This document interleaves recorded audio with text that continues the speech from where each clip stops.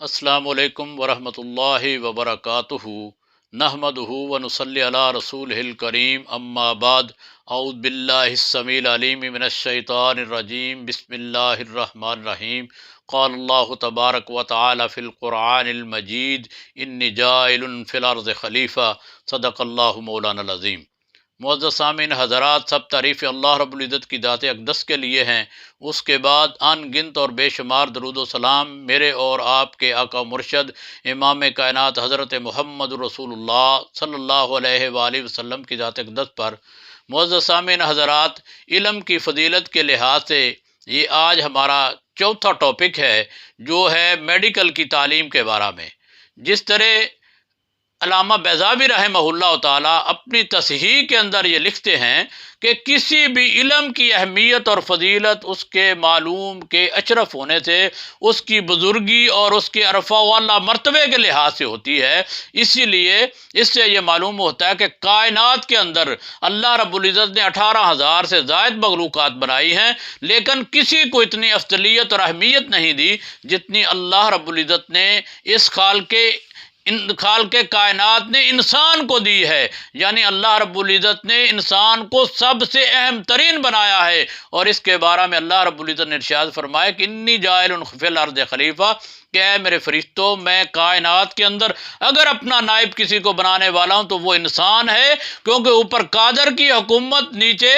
اللہ رب العزت نے انسان کو اپنا نائب بنا کے اس کو حکومت بخشی ہے۔ اور وگرنہ اللہ رب العزت نے 18,000 سے زائد مخلوقات کو تخلیق کیا ہے، ان کو بنایا ہے، مگر سب سے عرفہ والا اس لحاظ سے یہ دو چیزیں جو ہے جس سے انسان دوسری چیزوں سے ممتاز ہوتا ہے، ایک انسان کو اللہ رب العزت نے عقل دی ہے، اور دوسرا خالق کائنات نے علم دیا ہے۔ علم کی بنیاد پر انسان کو اللہ نے اتنی قوت اور طاقت دی ہے کہ یہ پوری کائنات کے اوپر حاکم ہے اور پوری کائنات کا بادشاہ بنا ہوا ہے، اور جتنی بھی مخلوقات ہیں اللہ رب العزت نے انسان کے مطیع کر دی ہیں۔ اگر انسان،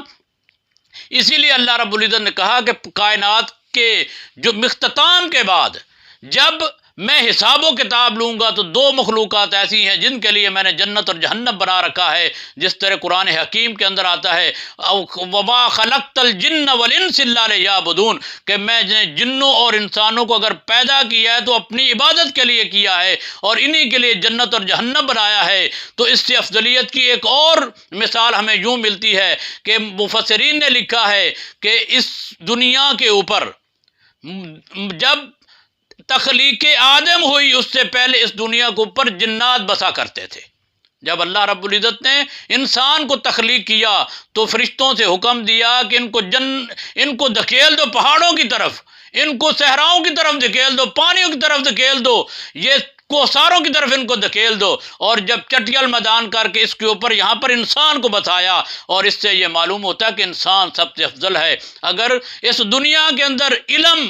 اللہ کے علم کے بعد اگر کوئی علم ہے تو وہ انسانی تعلیم ہے، انسانی علم ہے، اور اسی طرح اس سے یہ محسوس ہوتا ہے کہ اللہ رب العزت نے کائنات کے اندر انسان کو دوسرا نمبر دیا ہے، اور پوری کائنات کے اوپر علموں میں سے اگر دوسرا علم جو ہے، جو علم الادیان کے بعد ہے، وہ علم الابدان ہے، کہ جس کے اندر انسان کی معرفت کا علم ہے۔ جس طرح انسان عرفہ والا ہے، اسی طرح اس کی معرفت کا علم بھی سب سے اعلیٰ ہے۔ اگر آج ہم اپنے ملک کے اندر یا پوری کائنات کے اندر اہمیت دیتے ہیں تو وہ میڈیکل کی تعلیم کو اس لیے دیتے ہیں کہ یہ انسان کو اللہ نے پیدا کیا ہے۔ کسی کہنے والے نے کہا ہے من عرف نفسہ فقد عرف ربہ، کہ جس انسان نے اپنے آپ کو پہچان لیا گویا کہ اس نے خالق کائنات کو بھی پہچان لیا۔ اگر تم خالق کائنات تک پہنچنا چاہتے ہو، اور اگر تم یہ چاہتے ہو کہ میں سمجھ سکوں کہ اللہ کی قدرت کیا ہے، تو پھر انسان کو اپنے ضمیر کے اندر ڈبکی لگا کر سوچنا چاہیے۔